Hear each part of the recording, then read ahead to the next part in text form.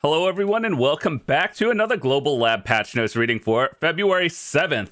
So, as we all know, Global Lab Patch Notes releases every Friday, and it comes to the live servers within the next week. And today we have a big patch. It's actually really exciting. There's a bunch of new stuff, and yeah, a bunch of quality of life stuff. So, I skimmed it, didn't fully read it, and we're going to check it out together. If you want to read this for yourself, I'll leave a link in the description. It's Google translated from Korean to English, so I'll try to make it make sense. And yeah, so let's get started with today's notes. First of all, there's going to be a bunch of class changes. Dark Knight is not one of them. Spoiler, neither is Kuno. And yeah, so one big thing that they're actually changing across the board is, your emergency escape, which we all know as the V button. So basically, apparently it was better for some classes than others, and this has been a thing for 8 years, and it's like, why didn't they fix it? But, now it might actually be changed, so cool. So basically, when you V, you're trying to get out of stuff in emergency situations, mostly used in PvP and, various one-shot mechanics for PvE as well. And while the skill has not gone under significant changes, we've noticed that as adventurers have become more skilled in handling it, the movement and effectiveness isn't what it used to be. There was a few things in Arena of Solare, remember last season, where people would be able to do this weird thing and actually see your spirit thing moving when you V'd. That was a thing as well. And so basically they're changing it. So how does it work? Emergency evasion. Now that the V has changed, the character's invincibility will still be applied while revealed. So you can see them V now. Before or currently, you're not supposed to see people V. Like when you do it, it just turns into a red ball and then you disappear for a few seconds. If they're making it visible across the board, but you're still in your invincibility frame, that's probably a lot better just across the board. Improved jumping by inputting spacebar to allow higher ground during emergency evasion. I think that's actually a good thing, to be honest. However, if you fall from too high of a height while moving, you take fall damage and die. Isn't that literally the point of the V, to invincibility frame out of one-shot mechanics and stuff? But I guess that's from fall damage and it's a little bit different, so sure, I guess. Even during your V, you will still take damage from existing bleeding and pain damage. The stamina recovery speed has been changed to be very slow. That's a good thing, actually. If you've ever done any PvP or especially Arena of Solare, people will stall the timer out just so they can get their Black Spirit and everything recharged during the V. And I think that if they're tweaking that one, that's actually a good thing. It's more of a PvP change, but I think this is overall a good thing. All right, so with that said, regardless of the feature's activation status, the battle accessibility enhancement feature can only be used if the total level of your clan does not exceed 100. Bro, that made 0 sense, but we'll figure that out when it comes to live. All right, so there's a bunch of class changes. I'll be honest, none of them are the ones I care about because I play Dark Knight, and apparently Prolibus thinks Dark Knight is fine. It's not fine. It feels weak, actually. PvE Awakening Dark Knight is pretty good, but in PvP, it is not great. But yeah, let's see. Warrior damage increase for Gravedigger. Merciless, cool. Ranger got more changes. Basically, it's just more damage, I believe, across the board. Are Sorks back? Wait, hold up. Are they buffing Zerkers? The skill cooldown has been changed from 45 to 15 seconds for Howling. That's a huge change. I don't know Zerkers that well, but that looks like a big number. Like a 30-second cooldown reduction. That seems kind of big. Acts of destruction, 20 to 10 seconds. People might think, oh, like 6 to 10 seconds on a cooldown is huge, but it actually, like, or it's not that big, but people, like, you don't know. When you're PvPing and every second matters, literally a 10-second buff is huge. So, what made Pearl Abyss think that Zerkers need to be buffed? I'm just curious. Raging Thunder. This is the Whirlwind ability, right? Huh. Apparently they just wanted to do more damage across the board. Holy. That's a lot of numbers. So, yeah, why does Zerker get buffs but not Dark Knight? Wild. Goldfish. That's a tamer, by the way. I love Google Translate from Korean to English. I actually have no idea. Tamers, like, I don't know how to play them that well. I'm gonna be honest. More damage increase. Wait. Meiwa damage increase. I actually heard that Meiwa's needed, damage increases, actually. Because, if you were to pick one besides Musa or Meiwa, like, literally 99% of people, for, like, gameplay and damage purposes, would probably choose Musa. But I really like Meiwa. It was fun. The abilities look cool. I prefer blue over orange. That's just about it. But, yeah, I'm glad that Meiwas are getting some tweaks and damage bonuses. That's cool. Valkyries. More damage. The one thing I don't like about Valkyries, this is just a personal thing, is that there's a lot of down attacks. And that's funny because my first ever character in this game was Valkyrie. But as you play, like, other classes, for example, Dark Knight has a lot of shift clicks, like shift, LMB, RMB, shift E, shift F, whatever. Valkyrie has a lot of down attacks, and pushing, like, S plus button, I don't know why, but my brain is just not good. I don't know. So, yeah, I'm used to shift clicks, not down attacks. The damage for wizards. Cool damage. This is a witch. More damage increase. Do strikers really need a buff? Like, listen, Dark Knights already can't, or any magic class across the board cannot kill a striker or mystic in a 1v1 equal geared fight. That's how it is. But strikers are getting buffed. Okay. Lon, more damage. Okay, Succession Nova. This is one that actually does need some tweaks. Like, if you were to compare Awakening Nova and Succession, Awakening is just straight up better, and like faster, more damage, overall, like, better. So I'm glad to see that Succession Nova is getting some buffs. Sage. Phenomenon, where +2 attack power with Ancient Wisdom 4 and 5 was applied. Okay, like, Sage is very strong. If they gave them more damage buffs, I would have been concerned. It's just, like, small tweak. Well, it's kind of big. This is a big change, but not like, here's 30% more damage. Corsair. I actually think that Corsairs could have used more of a damage buff from when I've played it and fought against them. Dracania. That's some, like, literally all their skills get buffs. Okay. Wusa. The 50% critical chance for 5 seconds when using the fall skill has been removed. Invincibility zone and movement distance of fresh step in the supernatural state have been slightly increased.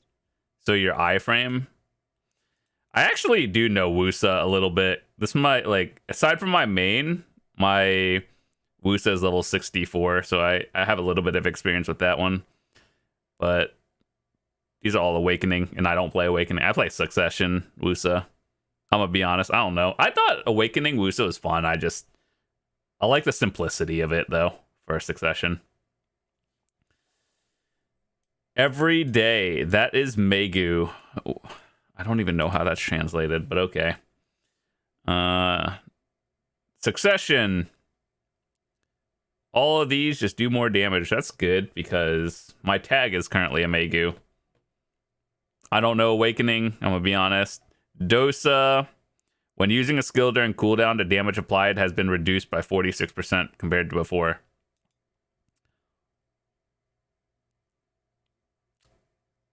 That's not what anyone wants to see, right? Like, straight up nerf. All right, Deadeye. Deadeye is actually pretty good if you know how to play it. Like, it's a very strong AoE class, and if you've seen, like, other content creators play it, I would consider it probably in the top 5 right now in PvE grind spots. Like, it's just fat damage, but it is the newest class. That's how it is. They want to sell weight, costumes, and everything, so they have to make it overtuned and then nerf it down. It's nothing new, but let's see what's happening. When you press Shift E after a mobile shot, the bullet conversion skill will no longer be activated, and the Sunset Piercing Strike will now be linked. Okay. The effects of... Oh yeah, this is Arena of Solare. Like, the effect of fire and water damage now only, like the buffs, they only affect you instead of the party when someone gets it. I think that's fine. That's actually good. Reef removal of various things on various islands. Cool. I mean, like, they've been doing that for years. I think that's fine. Heavy duty blue grade equipment exchange sale. So this is blue Carrack gear, which takes so long to get. It's finally being able to be sold on the market now. And, like, thank God, because when I went for mine like 4 years ago, it was a grind, and they're making sailing a lot easier, and for it to be like easier accessed by newer players, I think that's a good thing. And as far as I understand, the prices of this, are people going to sell a plus 10 blue gear for 35 billion? Probably. Is it worth buying it at max price? Absolutely. If I know how long it takes to go for blue gear, I've done it myself, and the grind takes so long to the point where 35 billion is considered cheap. I'm not gonna lie, if you're interested in all this, you are paying max price every time for blue Carrack gear, and so am I. So I do want to get to Volante eventually. Like, right now I have a blue geared Carrack for Valor, but I want to get to Volante eventually just to test it out. So I think that's cool. This is actually one of the like biggest changes that made me happy when I kind of skimmed the notes, that blue Carrack gear is actually being able to be sold on the market. So for all of you who enjoy sailing a lot, you might make a fat amount of silver, and that's cool. So here's what's really going to happen. It's going to get listed. No one's going to sell it. It's going to go to max. People might sell it. You're paying max price. 35 billion for a plus 10 is beyond cheap for the amount of fail stacks you use and everything. So yeah, just make sure to start saving if you're getting that. The description text has been changed for various items. Various corals. Cool. Background and stuff. New attraction. Ooh, a new snowboarding thing. I actually thought this was fun. You know the mini event they had for the past 2 weeks, the snowboarding event? I thought that was kind of fun.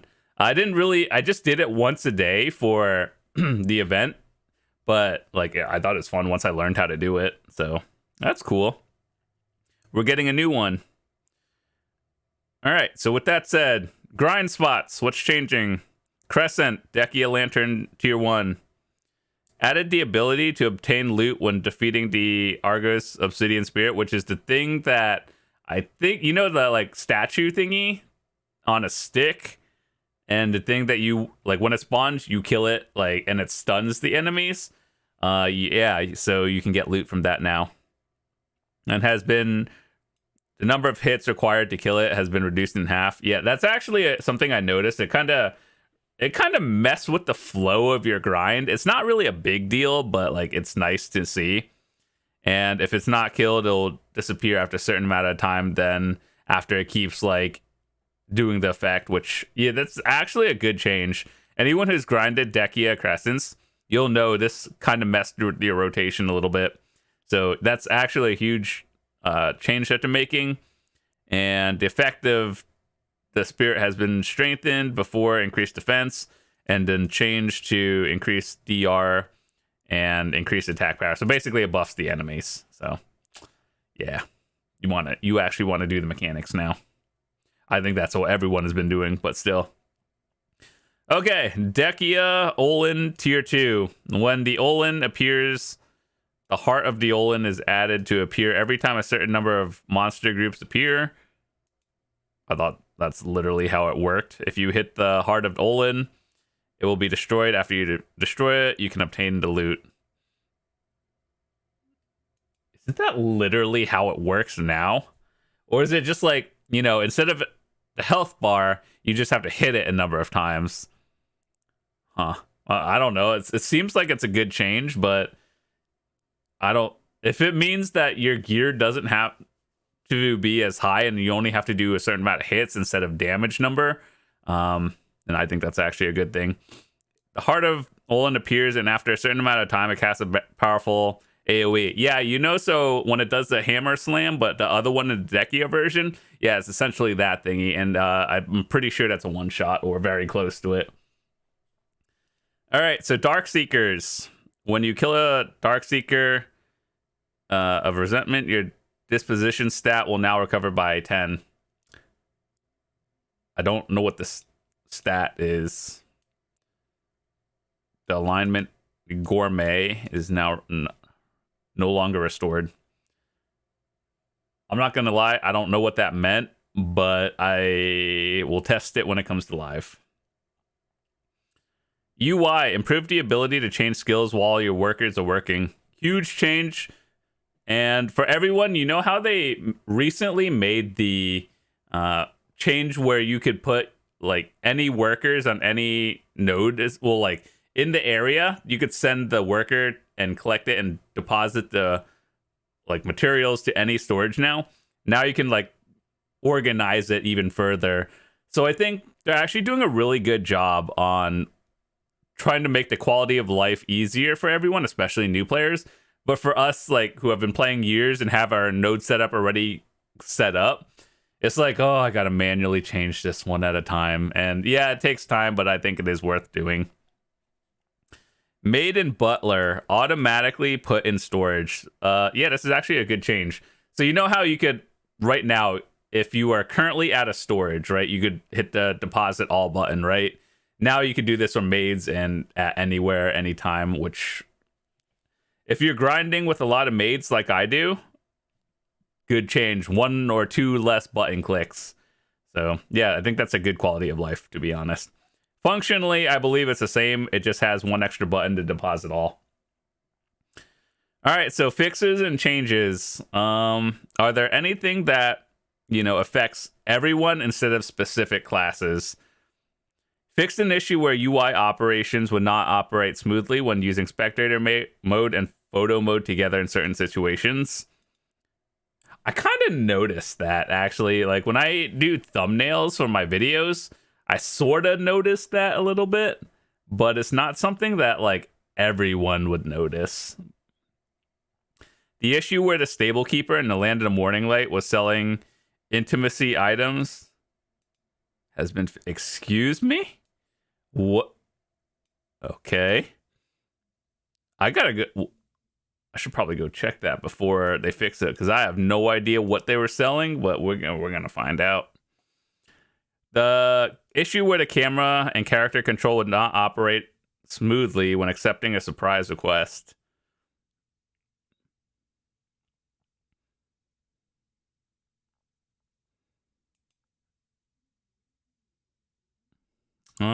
Okay, well, fix the issue where the ninja character would rotate differently from other characters when dragging the mouse through the selection window. This feels like an issue that could have been solved like 8 years ago. But, you know, I mean, I'm glad they're changing things. It's better late than never, but it's like one of those things that they're just finding over time. All right, well, that's about it. I thought this patch was overall pretty good. Worker change for everyone else. That's a huge quality of life. A new snowboarding map. Biggest change being blue Carrack gear being sold. This is more like a specific thing, but it's nice for me. Various class changes, if your class is one of them. For the most part, it was above average, and, you know, the V escape change is getting changed. So, yeah, overall, good change. And with that said, hope you guys enjoyed it. If you're new to the channel, hit that subscribe button, drop a like, and all that stuff. I have a bunch of guides and stuff I want to update in the near future, so videos still going out as usual. And if you haven't already, join the Discord. And if you have any questions and all that stuff, I'm happy to help you guys. As well as if you are looking for a specific guide or anything, but don't want to talk to anyone, I have a channel in the Discord where things are more organized and you could just find, you know, relevant, up-to-date stuff. So just join the Discord. Whether you want to talk or not, there's probably something you could find, or just read everything and you'll be good. So I'll see you guys tomorrow. Have a fantastic day. Peace.